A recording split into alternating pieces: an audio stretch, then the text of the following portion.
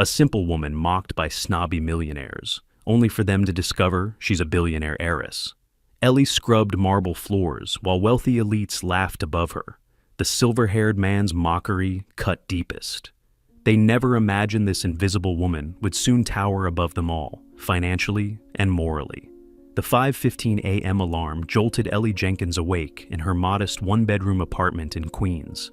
Soft dawn light filtered through thin curtains as her aging tabby cat, Fitzgerald, stretched beside her. At 34, Ellie's morning routine was down to military precision. 15 minutes to shower, 10 to dress, 5 for coffee, and exactly 23 minutes on the early train to make her first cleaning job by 7 a.m. "Another day, another dollar, right, Fitz?" she murmured, scratching the cat's ears. Her refrigerator door displayed a carefully organized schedule, Monday through Wednesday at corporate offices in Manhattan, Thursdays at a penthouse on the Upper East Side, and Fridays at various Hamptons properties where the wealthy hosted their weekend soirees. The framed nursing degree hanging on her wall told a different story than her current life. 6 years ago, Ellie had been an ICU nurse with promising career prospects until her mother's Alzheimer's diagnosis changed everything. She'd left her job to become her mother's caretaker, draining her modest savings during those 3 difficult years. "Mom would be proud of you," Ellie told her reflection as she pinned her hair back. "Maybe not of the cleaning job, but of who you are." The memory of her mother's voice. "Education and kindness, Ellie, those are the things nobody can take from you," remained a steady compass in her life. After her mother's passing, medical bills had made returning to nursing impossible. The cleaning service offered immediate work, flexible hours, and enough income to slowly rebuild her life. It wasn't where she'd imagined herself, but Ellie faced each day with the quiet determination that had carried her through her mother's illness. On the subway, Ellie reviewed her schedule on a worn smartphone. Today's assignment was a last-minute addition, an evening charity gala at the Whitmore Estate in Southampton, where she would be part of a cleaning team working during the event. The pay was time and a half, exactly what she needed to cover the unexpected veterinary bill from Fitzgerald's recent health scare. A text message from her supervisor brought a small smile to her face. "Whitmore crowd is extra high maintenance. Keep your head down, do the job, get out. Worth the money, though." By evening, Ellie had already completed 2 regular cleaning jobs when she arrived at the Whitmore mansion. The sprawling estate stood like a monument to excess. Manicured gardens surrounding a colonial-style mansion where imported marble and gold leaf accents were as common as dust in her own apartment. "You're with bathroom detail and floor maintenance," the head of the cleaning crew told her, handing over supplies. "Stay invisible, that's what they pay for. These people don't want to be reminded who keeps their world sparkling." Ellie nodded, slipping on the yellow rubber gloves that had become almost an extension of her hands. As she gathered her supplies, she allowed herself a moment to absorb the opulence around her. The fresh-cut flowers worth more than her monthly rent, artwork that could have paid off her remaining debt. She didn't resent these people their wealth. That required energy she couldn't spare. What occasionally struck her was how easily they moved through spaces like this, as if such luxury was air itself, necessary and unremarkable. "Focus, Ellie," she whispered to herself. "In and out. It's just one night." Little did she know, this night would be the dividing line in her life's story. The last evening she would spend on her knees, invisible to those who believed their wealth made them worthy of looking down on others. The charity gala was in full swing when Ellie was called to clean a spill in the main reception hall. Crystal chandeliers cast a warm glow over guests in designer evening wear, their jewelry catching and throwing back fragments of light like stars competing for attention. Ellie moved efficiently between the guests, her black uniform and downcast eyes rendering her nearly invisible, until she knelt to clean a champagne spill near the central marble fireplace. "Well, well, what do we have here?" The voice carried over the ambient chatter, deliberately loud enough to draw attention. A human floor scrubber. Ellie kept working, hoping the moment would pass. It didn't. Charles Whitmore, silver-haired host in his signature blue velvet suit, stepped closer. At 68, his wealth had long ago convinced him that cruelty could masquerade as wit. "Look at that technique, everyone," he announced, gesturing toward Ellie with his crystal tumbler. "Fascinating to watch them in their natural habitat."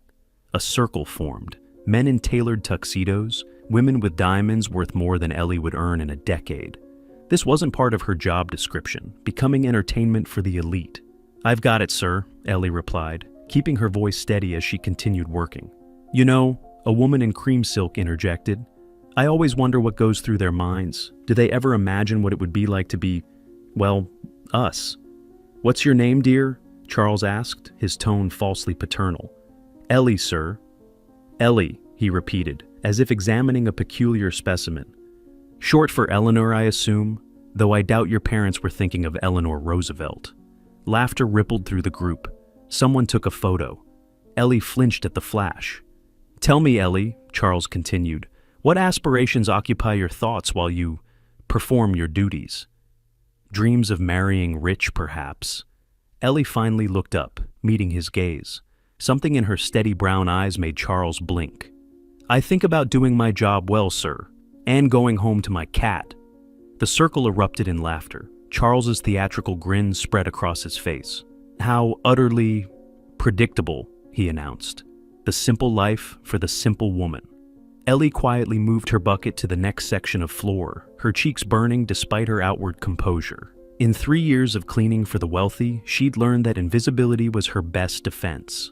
What she didn't know, as she continued her methodical work that evening, was that invisibility was about to become impossible, and the very people laughing at her would soon find themselves in a very different position.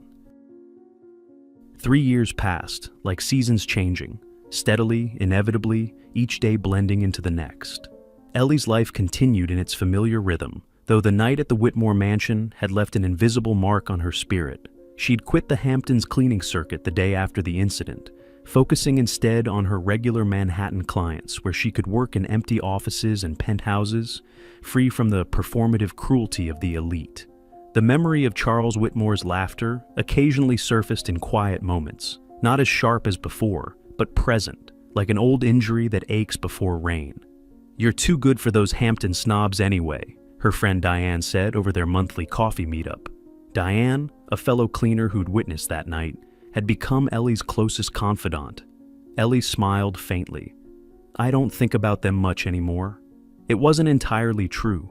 Sometimes she wondered what invisible struggles lay behind their perfect veneers, what emptiness required filling through others' humiliation. Her small apartment remained her sanctuary.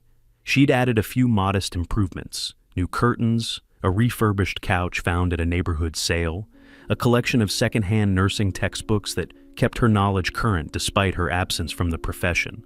"Still thinking about going back?" Diane asked, noticing Ellie's gaze drift toward the window. "To nursing?" "Sometimes, but the recertification costs." Ellie shrugged. "One day." That evening, trudging up the stairs to her 5th floor walk-up with groceries, Ellie found a notice taped to her door. The building had been sold. Rent would increase by 40% within 3 months. "Just perfect," she muttered, Fitzgerald weaving between her ankles as she entered the apartment. Her budget was already stretched tissue thin.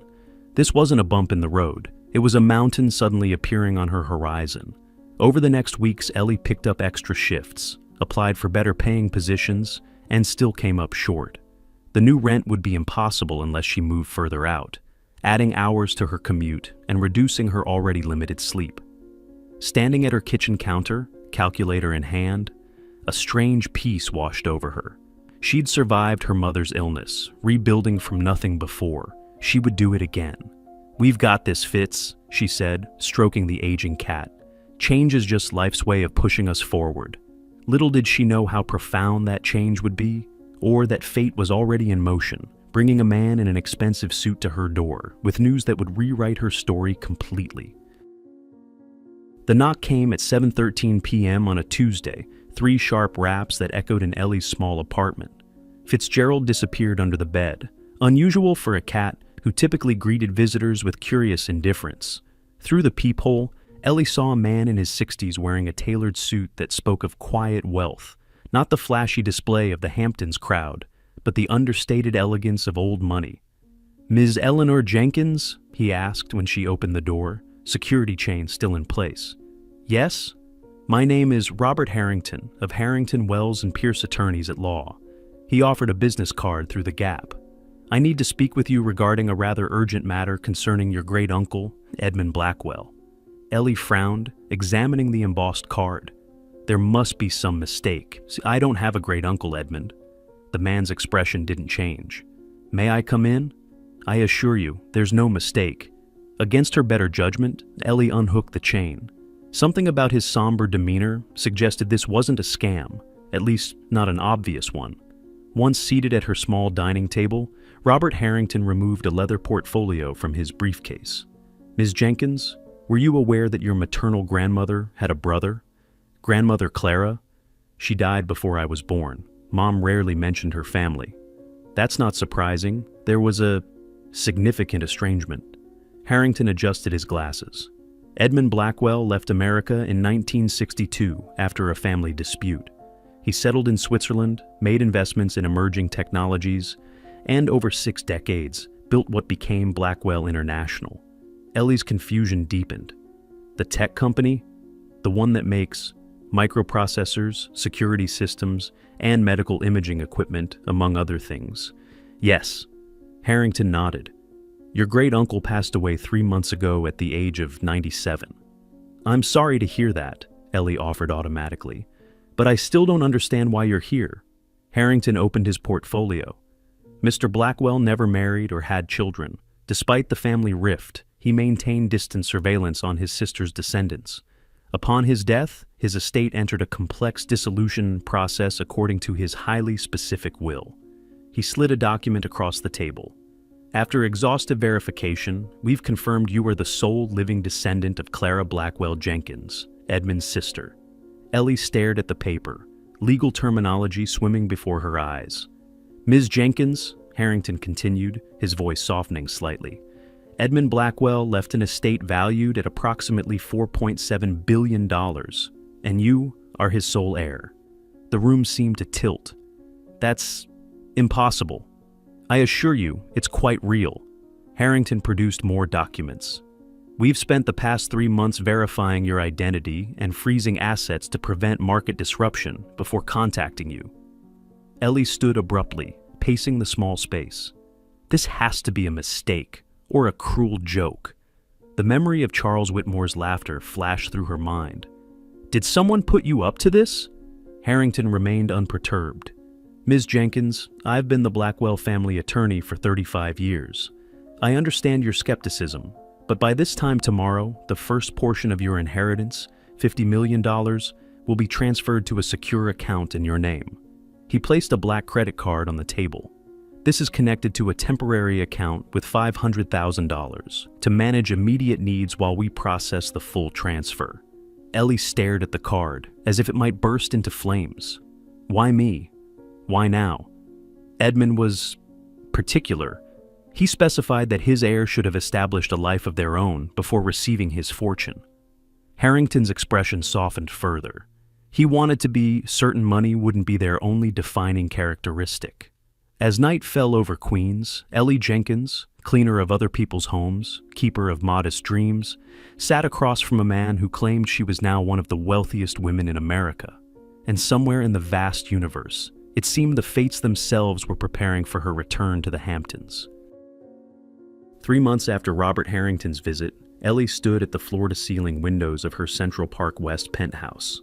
The city sprawled before her like a constellation of earthbound stars. Fitzgerald lounged on a custom-made cat tree, blissfully unaware of how dramatically their circumstances had changed. The transformation of her external world had been swift and overwhelming. Financial advisors, estate managers, personal assistants, and stylists had entered her life like a whirlwind. Yet Ellie herself changed more slowly, deliberately, like a plant carefully determining which direction to grow toward the light. The board meeting for the Blackwell Foundation is tomorrow at 10, her assistant Caroline reminded her, tablet in hand.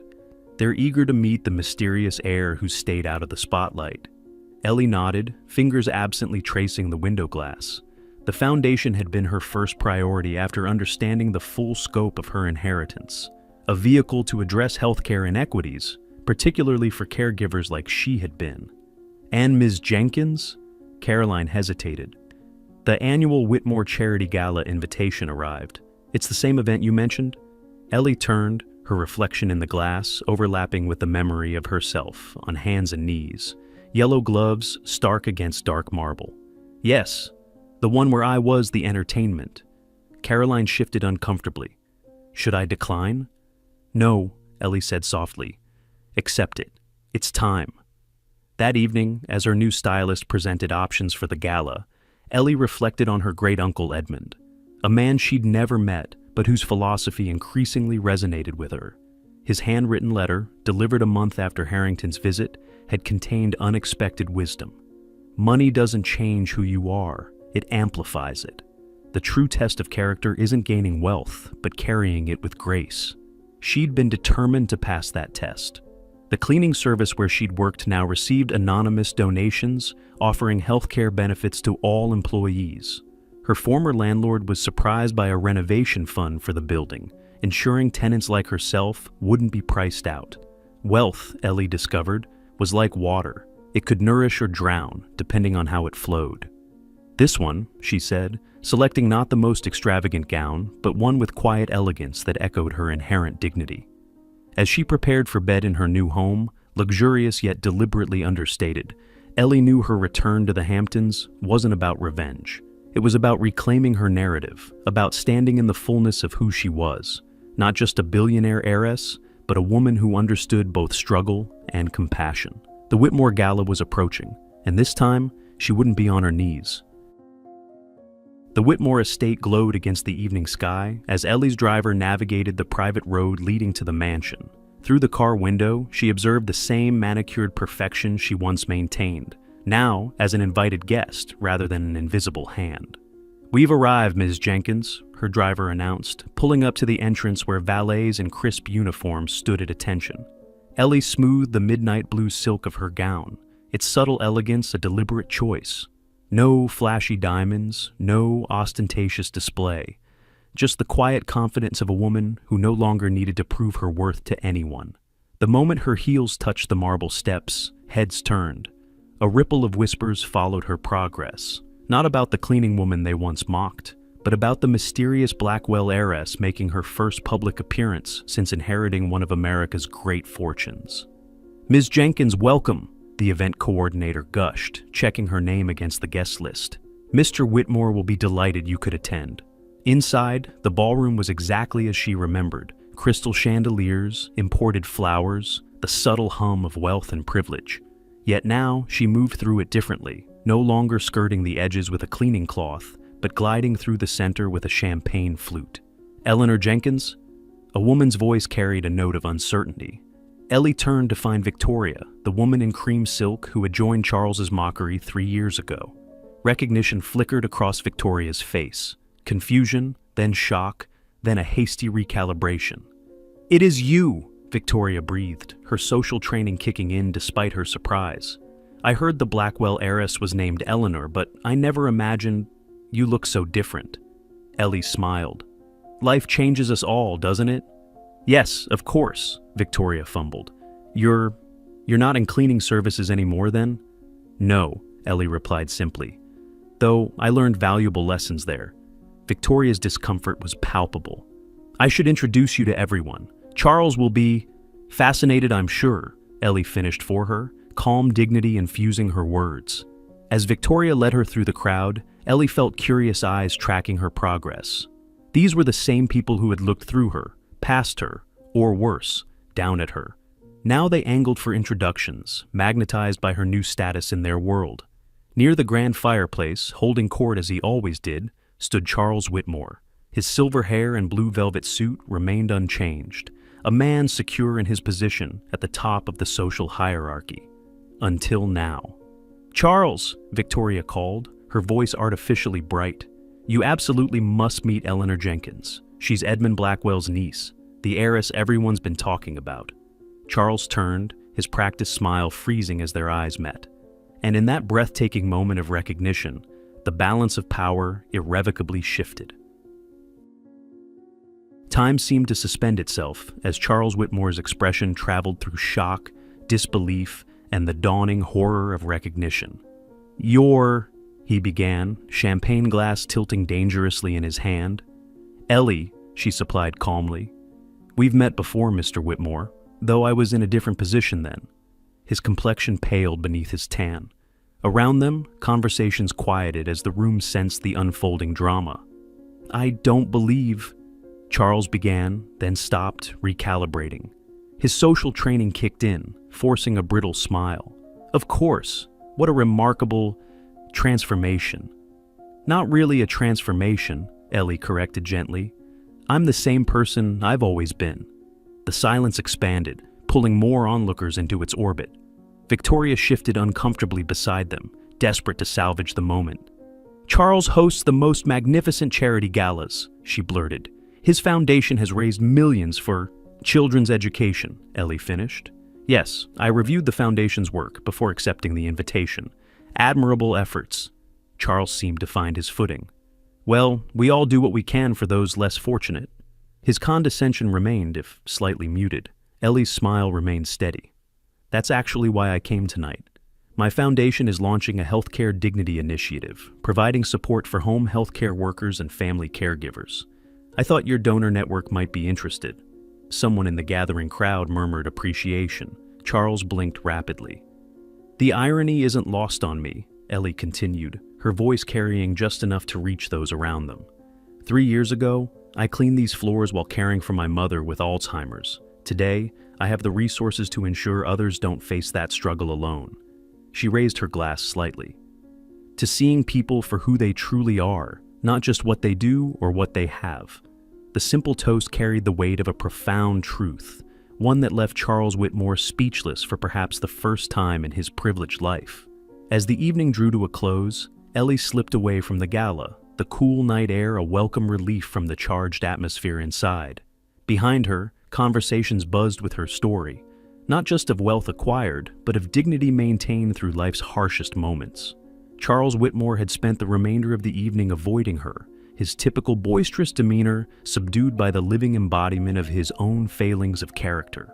Walking to her waiting car, Ellie felt lighter, not from triumph over those who'd humiliated her, but from the realization that their opinion had never defined her worth, not when she cleaned their floors, and not now that she could buy their homes many times over. True wealth, she'd discovered, wasn't measured in billions or buildings. It was found in treating others with respect, regardless of their station, in maintaining compassion even when handed power, and in remembering where you came from, no matter how far you'd traveled. Ellie's journey reminds us that dignity isn't determined by dollars, and true character shines through life's darkest moments. Have you ever been underestimated or judged unfairly based on appearances? Share your thoughts in the comments below. Remember, we never know another person's full story or potential. The person cleaning your floor today might own the building tomorrow, not because of luck or magic, but because human worth transcends visible circumstances. If this story touched your heart, subscribe for more powerful narratives that explore life's unexpected transformations and the triumph of the human spirit.